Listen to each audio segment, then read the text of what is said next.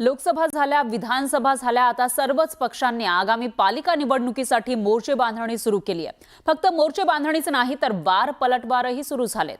मातोश्री बाहेर उद्धव ठाकरेंनी शिवसैनिकांशी संवाद साधला। यावेळी त्यांनी आपलं लक्ष मुंबई महानगरपालिका आहे असं म्हटलं। तर ठाकरेंच्या निर्धारावरून उपमुख्यमंत्री शिंदेंनी ठाकरेंना डिवचलंय। 15 वर्ष मुंबईकरांना तुम्ही फसवलं, बीएमसीवर महायुतीचाच झेंडा फडकणार असं शिंदे म्हणाले। काल परवाकडे बातम्या पण आल्या की उद्धव ठाकरेंची मोठी खेळी आपले खेळ मोठ्याच असतात। आपलं लक्ष आता मुंबई महापालिका आहे आणि त्याच्यासाठी मी सुधीरला शिवसेनेचं सचिवपद दिलेलं आहे। सुधीरला आता मी आणखी मुंबईमध्ये इकडे तुला पळवणार आहे, कळलं ना?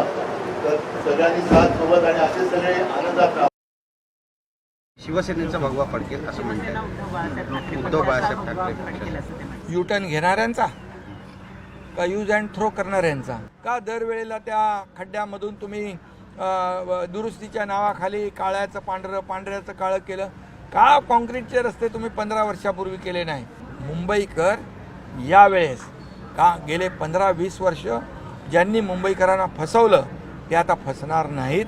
आणि म्हणूनच मी मगाशी म्हणालो महायुतीचं मुंबईवर महायुतीचा भगवा झेंडा फडकेल कामाच्या जोरावर।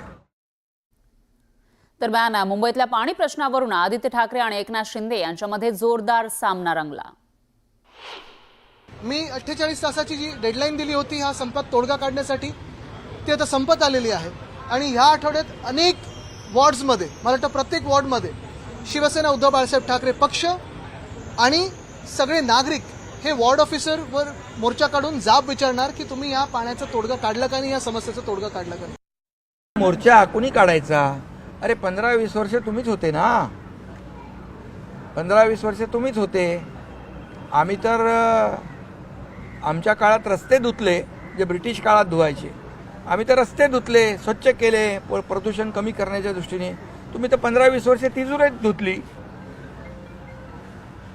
आम्ही रस्ते धुतले, रस्ते स्वच्छ केले, तुम्ही तिजोरी साफ केली, हा फरक आहे। त्यामुळे काय कुणाकडे मोर्चा काढताय तुम्ही? एवढे वर्ष काय केलं हा हिशोब या निवडणुकीमध्ये जनता विचारल्याशिवाय राहणार नाही।